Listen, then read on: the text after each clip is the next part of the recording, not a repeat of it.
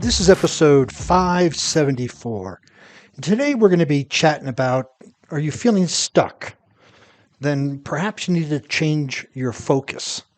You see, if you sometimes feel as though you're caught in life's quicksand, burnout, or you have a lot of company, right? There's a lot of people who are feeling, especially these days, like they're in quicksand, they're knee deep in alligators, whatever phrase you want to use. It's something that is very prevalent, especially over the past couple of years.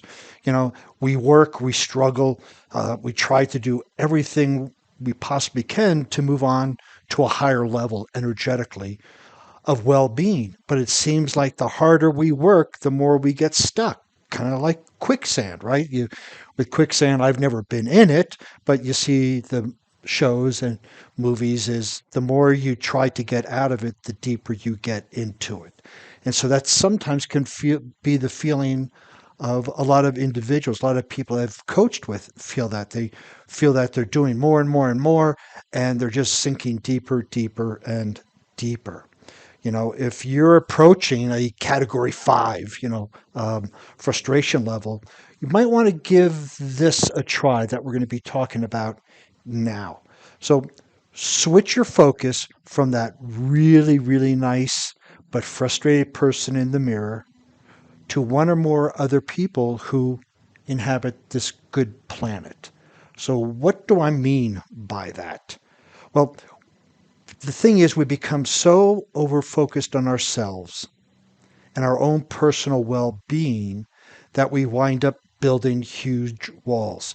These walls aren't intentional, but we are so inner focused on our own little universe that we have these walls. We don't pay attention to what's beyond those walls because we're so focused on, I got to get better, I got to get a better job, I, right? All of these things are I, and we just are focusing on us. And that's good to a point, right? We want to take care of ourselves. We want to make sure we have a lot of self-love and well-being, but we can become, if we're trying to move from fear, like when you're in quicksand, you're fear based, so you move quickly and you sink. But if we're doing the same thing in life, we have to really change that around.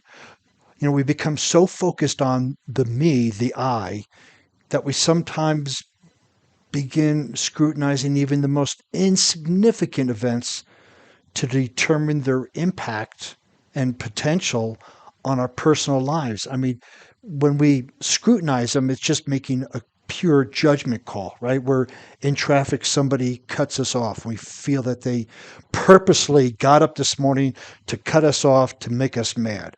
And then it's all about us, right? We play this quote victim in a sense. We go to the coffee shop, they don't have our favorite flavor of coffee, or the line is too long, and we get so focused on us, on me, we get upset about the line, we get upset about the coffee, we get upset about the lights taking too long to change, our coworkers don't show up on time, all of these things around us, because we're so focused on us, and we are causing our own frustration by focusing all on us. You know, we are this entitlement in a sense, whether it's consciously or unconsciously. You know, we become victims to ourselves. You know, a victim is when you blame, complain, or justify the events that are happening in your life. And if you're complaining about the traffic, complaining about the light, complaining about, it's all about you. You are so focused on you that you actually become a victim of your own thoughts. So, one possible solution to this is to change our focus, your focus, from me to others. So let's take a look at that. No matter what you do to earn a living, somewhere down the line, a real person will benefit from what you do. Now, I'm going to be talking about just your work for right now, but there are other ways that we can take our focus away from us to others. Matter of fact, that's one of the key methodologies in getting somebody out of depression. Now, I'm not a doctor, but I've have read many significant stories on this, that if somebody's depressed, you have them do a task for somebody else. You have them focus on somebody else and they forget about themselves, right? So depression is significantly focusing only on us. And if you get a person to get up and clean somebody's house, take somebody for a ride, do something, do an act of service, they tend to get out of that depression. So, we're talking about feeling stuck. Well, if you continue to be stuck, you would get into this depression. It might be a seasonal depression, and I'm not saying it's clinical, but there are things that when we focus on us so much, so much, that we can get depressed, but when we focus on others. So we're going to talk about a little bit of this at work. And effectively, you know, somewhere, sometime, maybe immediately, another human being will likely be positively affected by what you do at work and actually what you do anywhere.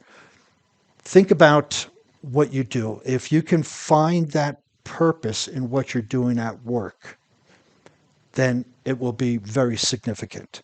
And even if you don't do it at work, for example, today I just was coming home from the gym, snowing here in Colorado Springs, -6 degrees.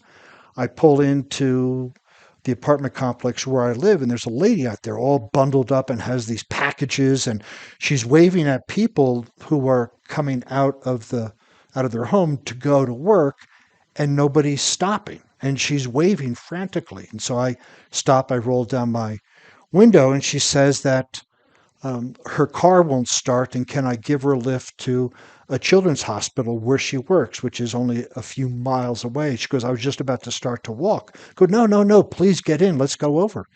And we were talking on the way over, and she works in not the psychiatric ward, but the area where children are mentally challenged, stress, the mental health part is being looked at very deeply. And when I dropped her off, I thanked her for her work she did. But then I realized that, that little act was about her, but now she's going to help children who are then going to get better, who's going to then, their parents are going to be relieved. And so this is where this butterfly effect, if you will, comes in, is that although I don't do this for work, but it's just something that if I kept my eyes on myself and said, oh, I have to go home, I got to get a shower, I got to get breakfast, I got to have my clients, etc., that'd be all about me.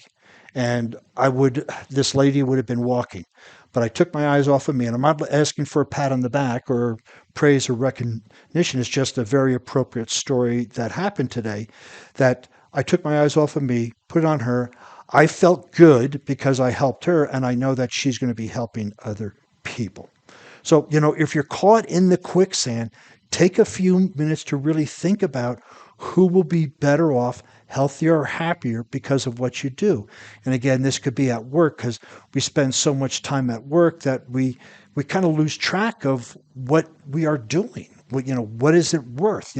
If you're in accounting, you may be challenged to figure out what good you do. Well, your accounting is going to make sure that the books are in order. So when there's an audit, everything goes well. And if you're in accounting, you're going to see the cash flow and be able to make sure people get paid. So when people get paid, they feel good. They go home, they spend the money, they save the money, they're able to have parties. So it's just the simple fact of, you're not just working with numbers. Those numbers represent income and potential expenses. And if you're paying your vendors, those vendors provided a service for you to keep that business running. So no matter what you do, if you step back and look at a bigger picture, you can find meaning in the work you do. And when realize the impact that your work has on other people, you will tend not to feel stuck or in this quicksand anymore.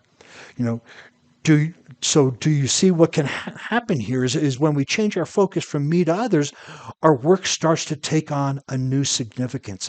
It can become our purpose.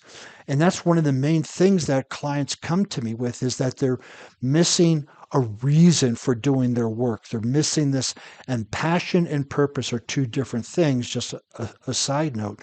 But you can find purpose in your work. It may not be your life purpose, but you can find purpose in what you're doing.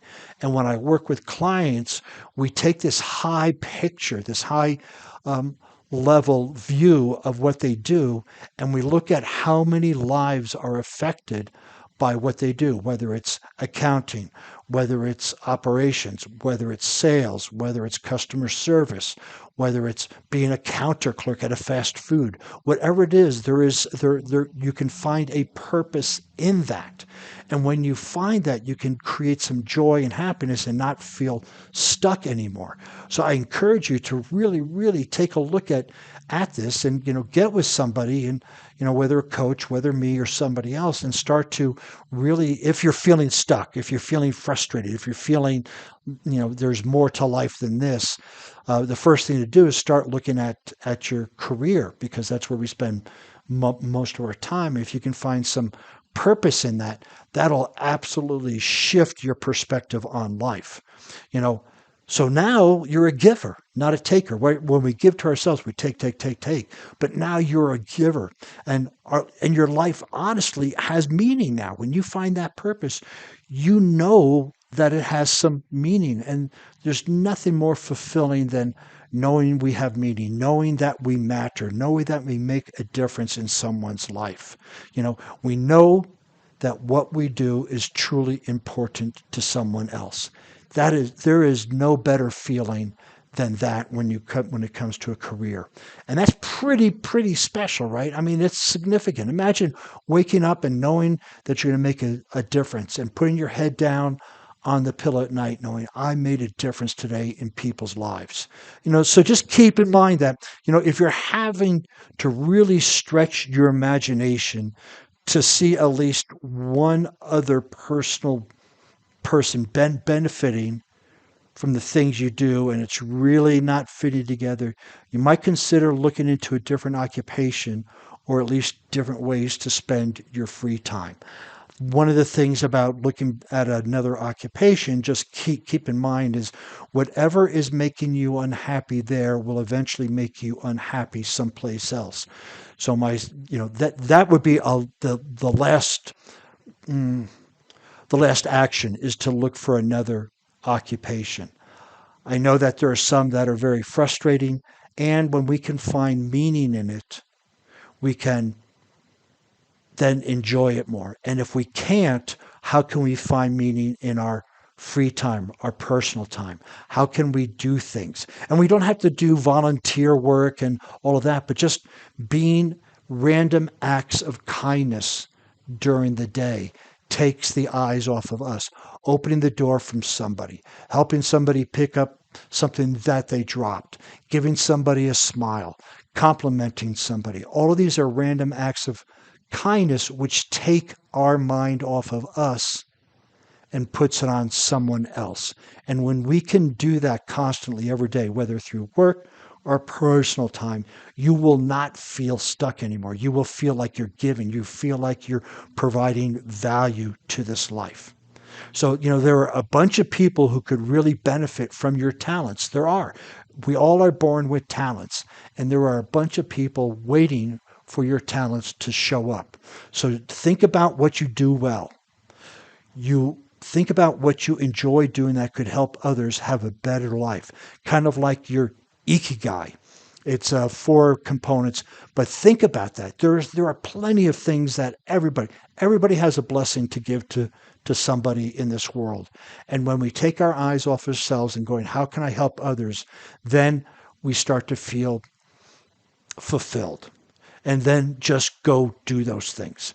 You'll be out of the quicksand before you know it, because you'll be taking your eyes off yourself, putting on other people. How can I make a difference in the world? And there's so many ways to do that. If you just do that regularly, you will find that your life has more joy, happiness, and meaning. So if you'd like to see the show notes on this podcast, you can go over to warriormindcoach.com. Also, you'll find other podcasts as well as some blog posts and information on how to contact me. And since you'll be on the internet, please follow me on LinkedIn, Facebook, Instagram, and Pinterest under Warrior Mind Coach.